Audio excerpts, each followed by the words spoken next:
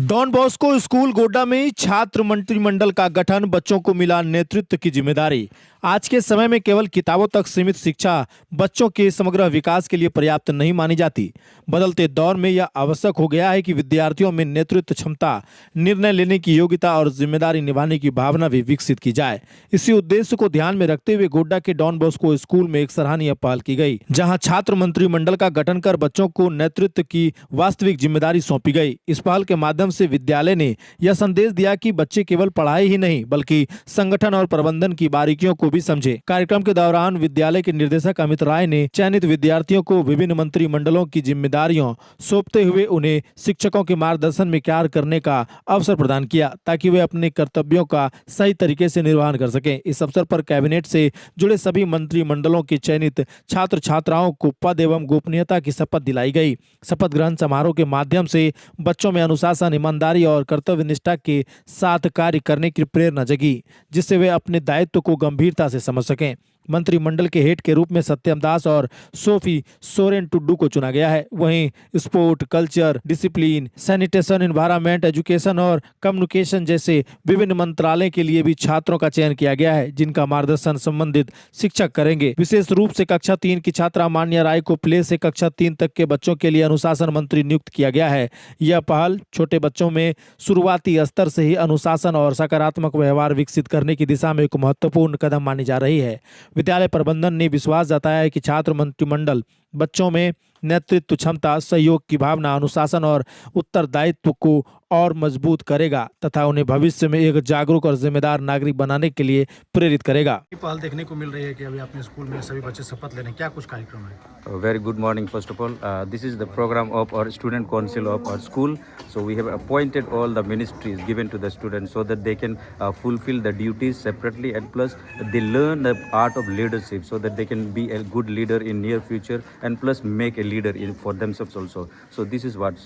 So the students, they instill in themselves the purpose of responsibility, and they can do it in their life also, and they can be an example for other students. And this purpose is to bring up the students the quality of leadership in them especially. So this is why we have appointed some of the students according to their potentials. We have given the responsibility they fulfill, like the sports ministry, cultural ministry, discipline ministry, sanitation, environment, education and communication, so that the students excel in these fields, and when they come up to their position to do something in their life, they do and learn from the school. This is the main purpose of our organizing a student council in our school, Don Bosco.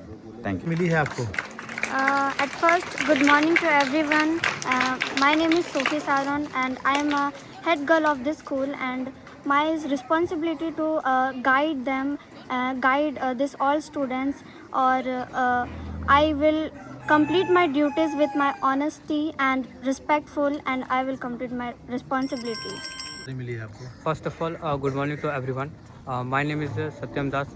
I am the head boy of the council, and my responsibility is to manage the council for better management of school and discipline to manage every council committee members.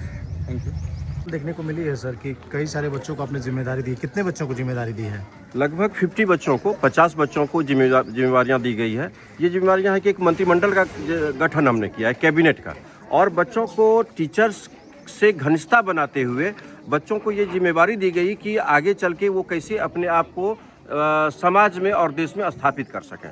इससे क्या होता है कि teacher और बच्चों के बीच सामंजस्य अच्छा बनता है, और उसके साथ ही साथ जिम्मेवारी की भावना बढ़ती है। जैसे हमने डिसिप्लिन मिनिस्टर बनाया है। डिसिप्लिन मिनिस्टर, जैसे टीचर हमारे डिसिप्लिन मेंटेन करते ही क्या, और बच्चे अगर बच्चों को डिसिप्लिन मेंटेन करके करते हैं वो ज़्यादा प्रभाव पड़ता है। जैसे साफ़ सफाई विद्यालय में या हर जगह घर में भी ज़रूरी है, तो उसके लिए मैंने क्लीनिंग मिनिस्टर बनाया है। तो हमारे टीचर्स तो क्लीनिंग करवाते ही हैं और करते भी हैं खुद, लेकिन एक जिम्मेवारी का बच्चों को एहसास दिलाना कि साफ़ सफाई रहने से क्या हमारे स्वास्थ्य पर अनुकूल प्रभाव पड़ता है, हमारे समाज में क्या अनुकूल पड़ता है। इसी तरह से विभिन्न विभिन्न मंत्रालय हमने बनाया है। इन्वायरमेंट मिनिस्टर बनाया है हमने, इको क्लब बनाया, इको मिनिस्टर बनाया, जैसे पर्यावरण मंत्री बनाया है कि अपने हम आस पड़ोस अपने पर्यावरण को कैसे सुरक्षित रखें। और सबके लिए गाइड में एक टीचर को उनके साथ लगाया गया है कि बच्चों को पर्यावरण को सुरक्षित रखने के लिए क्या क्या करना है। तो बच्चे अगर बच्चे से मिलकर करते हैं टीचर के गाइडलाइन में, तो निस्संदेह रूप से बच्चों में एक अच्छा प्रभाव पड़ता है और बच्चे में एक अच्छे संस्कार और जिम्मेवारी का विकास होता है।